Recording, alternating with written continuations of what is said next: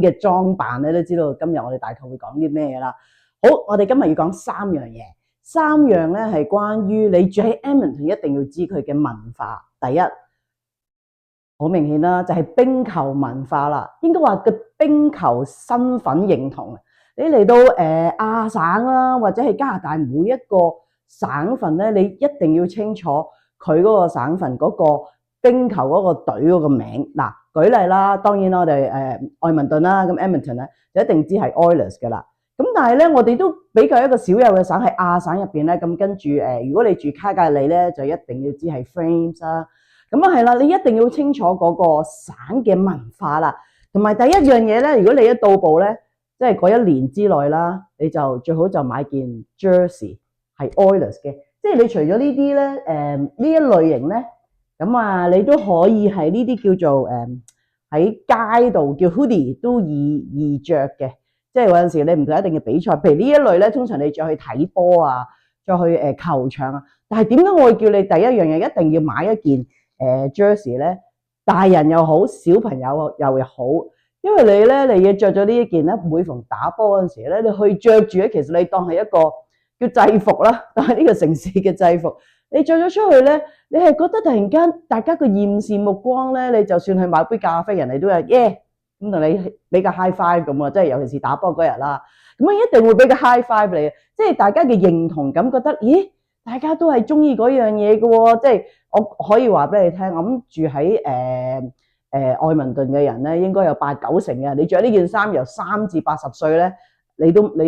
冇死噶啦，即係大家都 friend 嚟嘅，去到即係飲杯咖啡都同你即係笑容都多啲嘅。係啦，呢個第一樣啦，就冰球文化啦。咁啊，另外第二想講點解我買呢件衫，除咗係哇大家會咖啡買杯咖啡啲笑容多啲啊，即係大家會對你係再親切啲之餘咧，如果作為家長咧，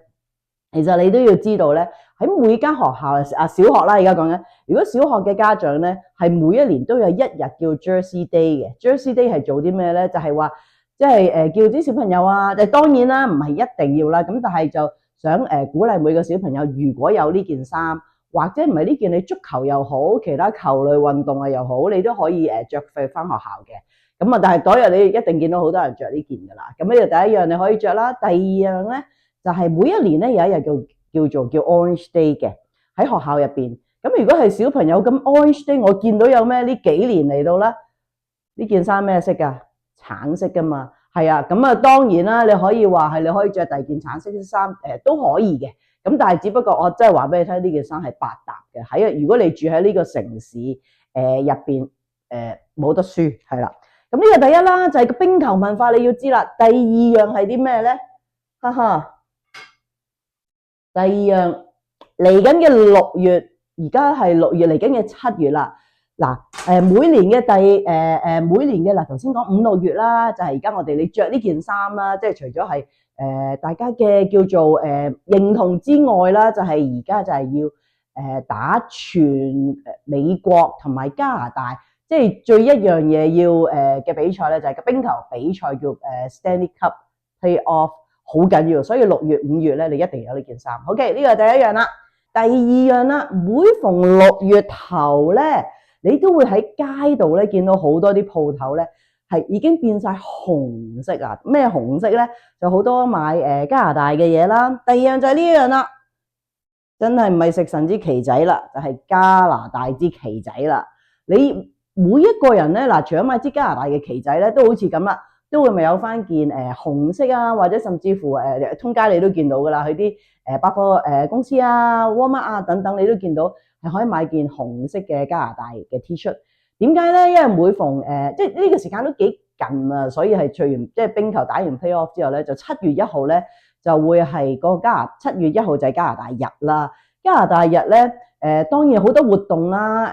周圍，但係你見到周圍啲人咧。甚至乎其實學校都係嘅，即係好多啲學生啊小朋友都會着紅色或者着加拿大衫嘅。咁啊當然啦，你而家7月1號喺呢度加拿大就已經放咗假啦。咁所以但係都係假期嚟嘅，所以你見到通街啲人啊，海啊，成個海啊，你都可以見到係即係人山人海都會着晒紅色衫，因為都有啲你活動啊去。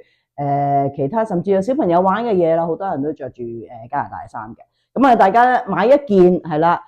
加拿大衫咧就係都又係冇得輸噶啦。呢個就係第二樣啦，就係記住加拿大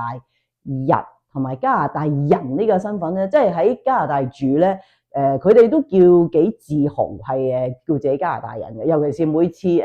好多球類比賽嗰時啦，當然記住一定起身唱國歌啦，毫無疑問嘅呢一樣嘢。咁係啦，咁啊講就話係啦，頭先話支旗仔咧就冇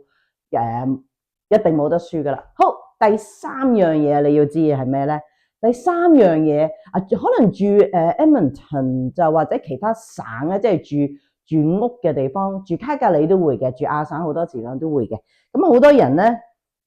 住屋甚至乎應該好多小朋友啊，有家庭嘅嚟啦，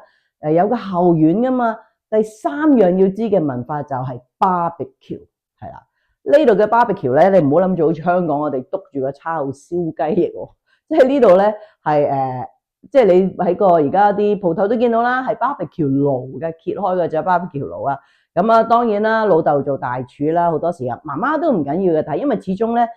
你嗰個爐咧就好多時就大家熱狗啊、漢堡包啊，即係嗰隻方法係揭爐嘅，係啦。呢個第一個方法，第二個咧就譬如你話，咦唔係喎，我哋香港 barbecue 係拎住個叉燒雞翼咁樣篤住嘅喎，我哋都有，但係呢度叫 fire pit。fire pit 咧就係你見到有陣時後院咧，人哋有個爐啊，圍爐啦，就係正正嘅圍爐，我哋一路傾下偈。佢哋通常嘅做法咧就係佢唔係燒雞翼嘅喎，佢哋唔會好少去嗰度燒嘢食嘅，反而就着咗個火啊。